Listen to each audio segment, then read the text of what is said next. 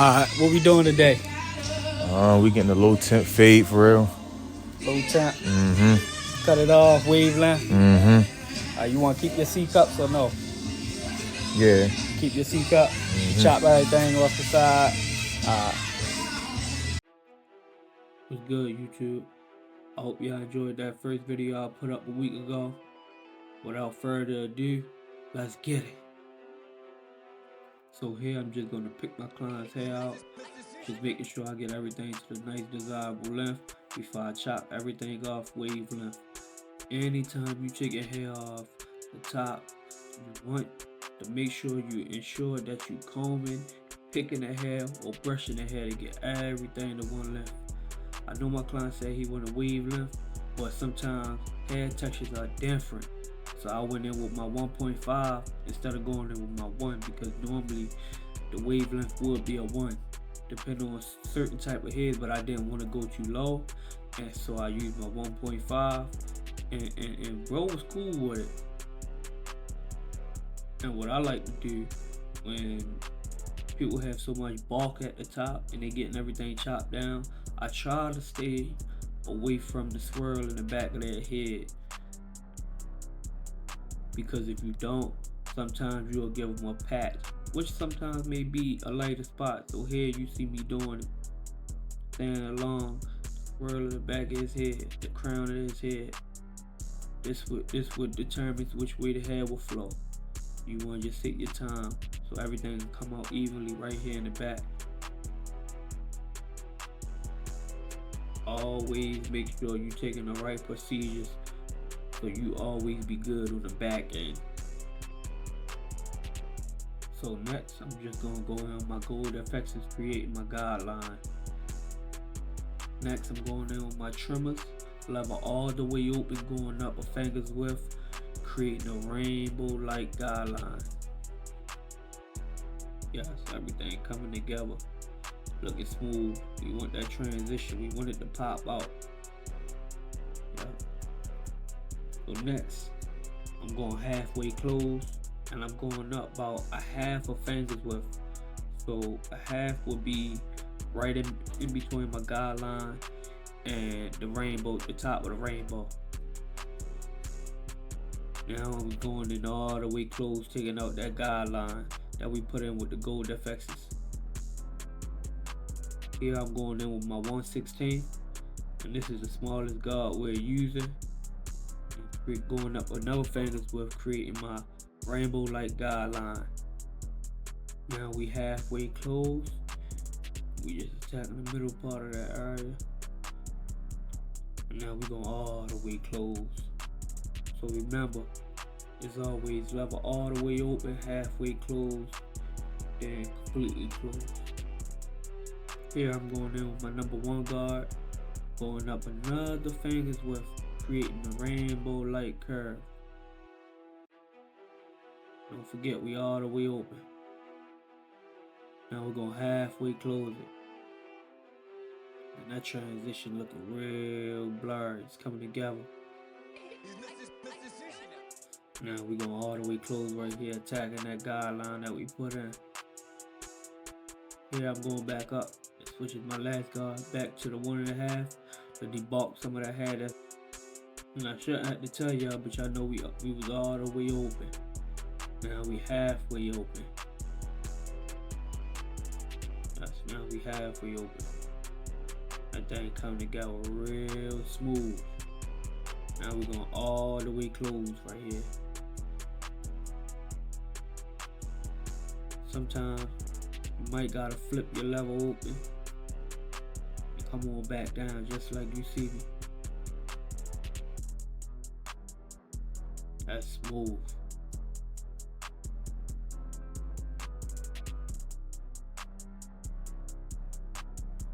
Damn, man, that transition starting to slowly come together. Here we going with the back of the neck. I already created my first guideline.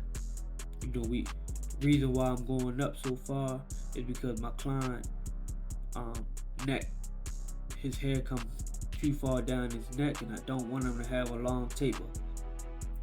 So sometimes that's what you gotta do sometimes in order to ensure that your work is being displayed the correct way. Now I'm going in with my foil shade right here, just cleaning up, just cleaning up the hair. So here, you already know I'm going in with my clippers. We're going to level all the way open, going up a finger's width. And please, please, please, please do not worry about my guideline. It's because of how the camera is angled, so you won't be able to see, in the back, my guideline, how it should be. But here we just gonna level all the way up. We're getting all the hair to one left. Now we're gonna halfway open. We're gonna take this to another level. We're gonna take this blend to another level. We just hitting between the top of the key from the bottom of the key. We just hitting. Brushing one, fading one. Brushing one, fading one. Now we're gonna level all the way close. Really take this line out. Y'all definitely already know how I get once I start getting in that mode and I'm locked all the way in. Now we're gonna go in with the 1/16, which is always gonna be the smallest guard that we use. We're gonna level all the way open. Sometimes it's not always how you start out, it's how you finish. Don't forget we halfway open right here. Yup, halfway open. It's going up between the guideline and then top of the key up to 0.5. Now we going all the way close, trying to take out this line that we set, this guideline we set with the 0.5, which is the 1/16 guard. Just doing a little bit of detailing with it, trying to get this blend to look real blurry, because ideally that's what we want. Now I'm going in right here and just detailing.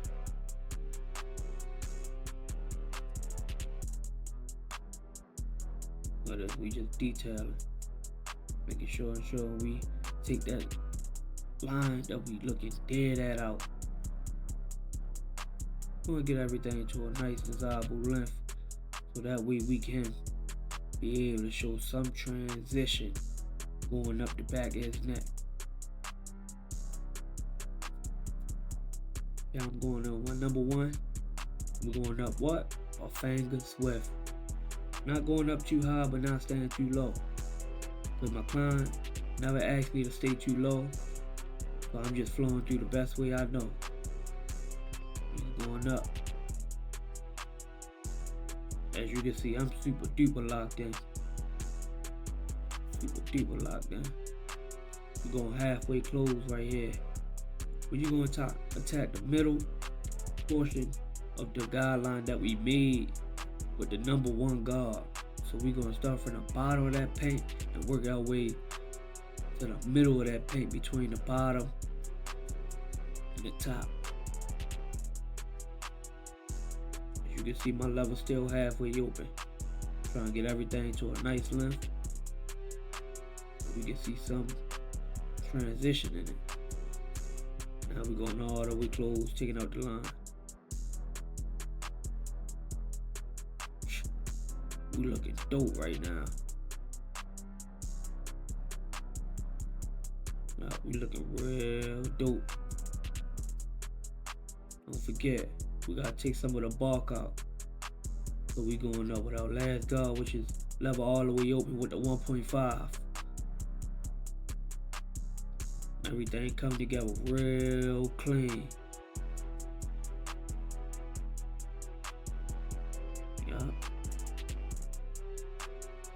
Real clean, yup.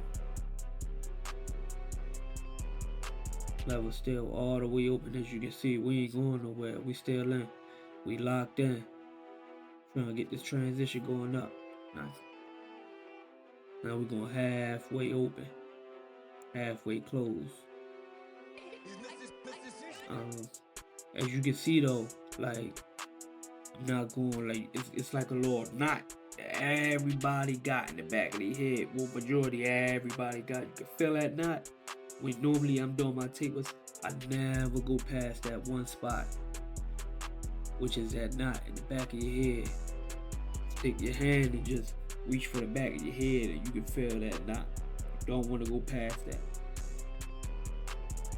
especially when you doing like low cuts and stuff like that, because it'll show. Trust me, it'll show, especially if you're not debarking the right way.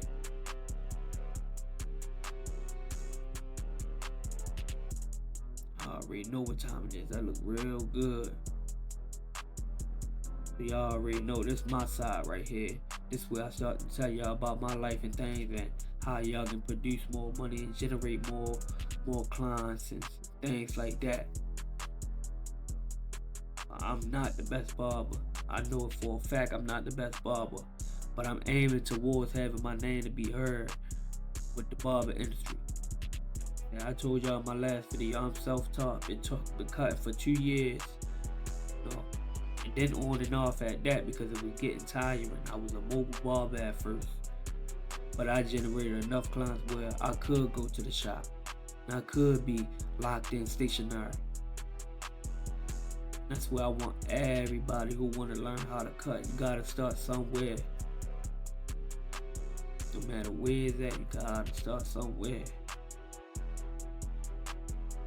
What so happens, I just picked up my clipper and I stayed with it.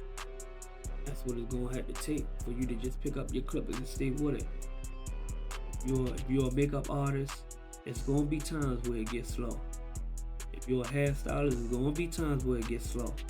But you gotta build your portfolio. You up-and-coming barbers, it's gonna be times where you get slow. But it's up to you to get better and better and better, so you can generate your own prices, generate your own time, generate so you can be able to cater, get catered to while catering. Everything you do behind these clippers is for your client. You want to ensure that they're comfortable sitting in your chair or sit wherever you got them sitting. Because like I said, I was a mobile barber. I done pulled up to people's houses.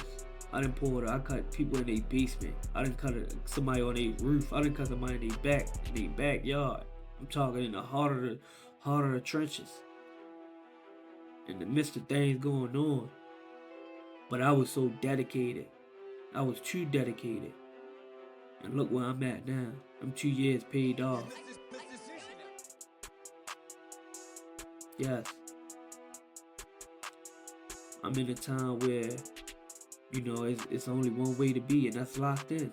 And I'm super duper locked in. Okay, so here I'm going in with my number one guard. Just shaving down the peak of his hairline and going across, because that way we can ensure that he can have a real crispy line without none of the hairs poking out over top of the enhancements. Here we going in with the hold and spray. The hold and spray gonna bring all the hair to one length, so when I go across the beginning of the top of his hair or wherever the hold and spray at, give it that crisp and everything cut to one length when we lining the boy up. Let's get it. Yeah, I'm starting in the neck area right here. And I'm going in with my gold effects. You see how clean these things hitting. Oh, they hitting. And I'm only tapping. Yeah, so if you got a heavy hand, you will definitely not be able to use my clippers, because my clippers are zero gap. If you don't know what zero gap is, it's when both of the blades, the top blade and the bottom blade, are almost identical.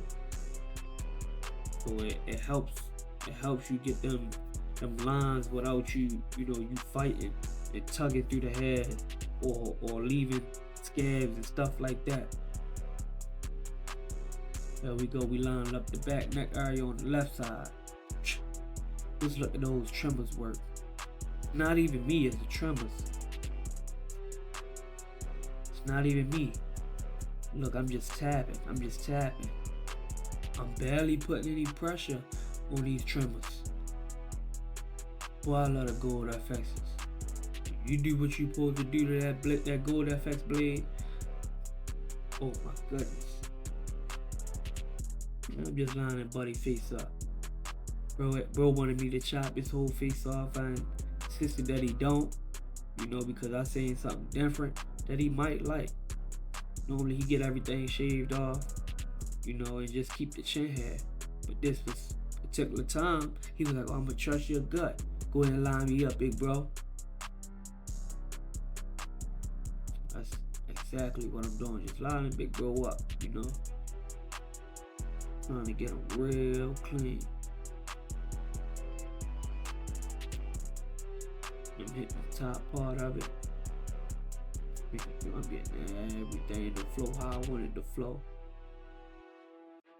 Like I said, when y'all see me like this, and I'm hitting, and I'm going, and I'm tapping, and I'm going, y'all already know what I am. I'm super duper locked in. Super duper locked in.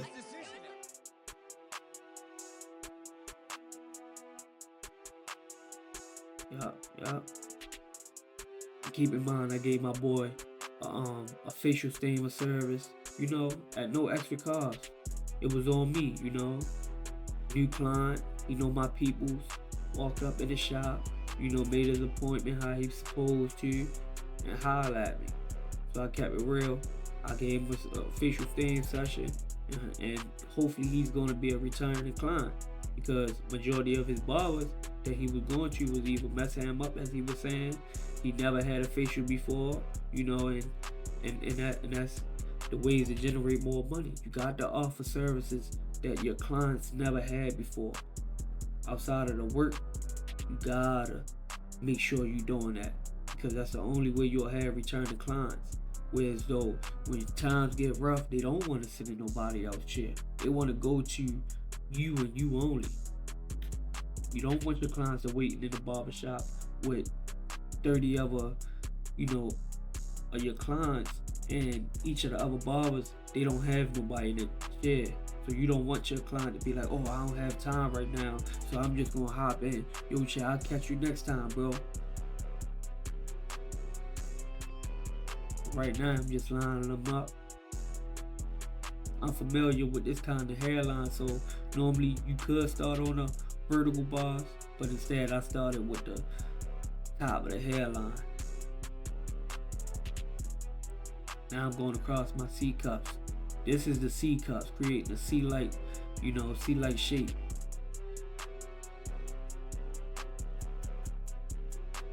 Now I'm going on the right side, and look how them boy, look how them trimmers hitting. They hitting,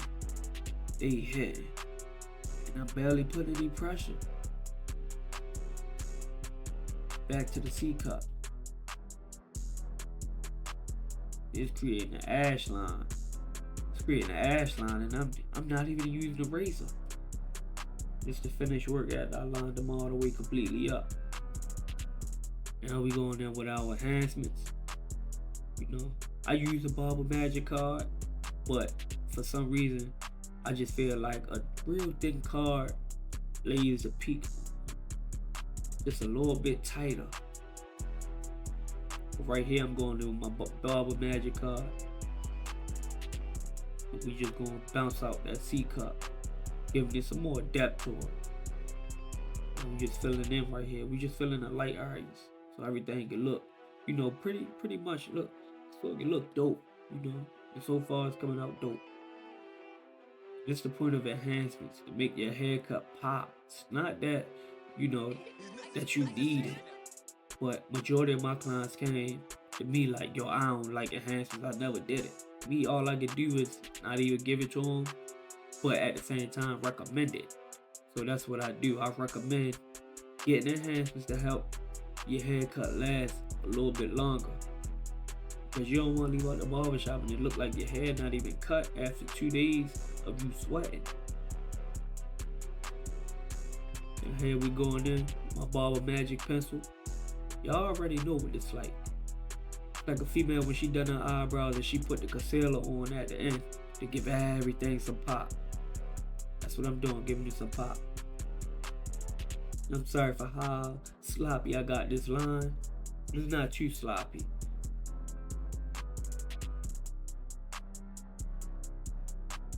But you want to be neat. Everything you do, you want to be neat.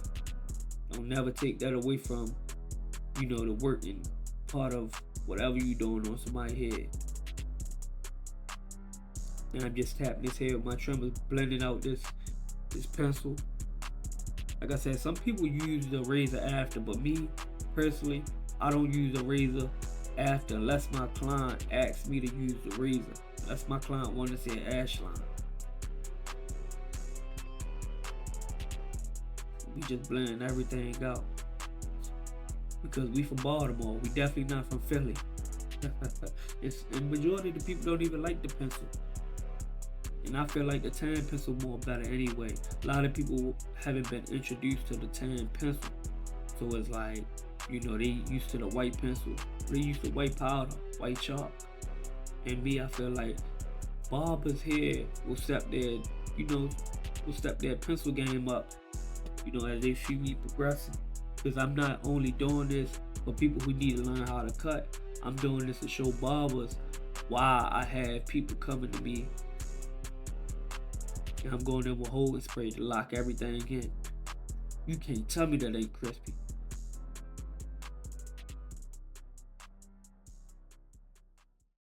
That shit icy, bro.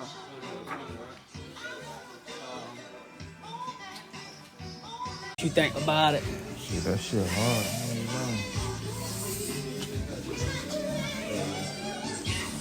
She may be mad at me. I don't care, bro. You straight? Mm-hmm. Uh-huh. She may be mad at me. Who really mad?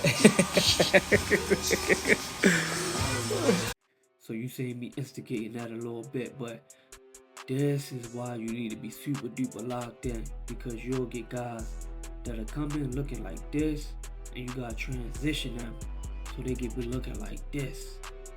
Let's lock in. Drop them likes, subscribe to my channel, drop the comments, you know, share out if you can. This is what we do. When you super locked in, you can build the cut and have something looking so dense and crispy like this.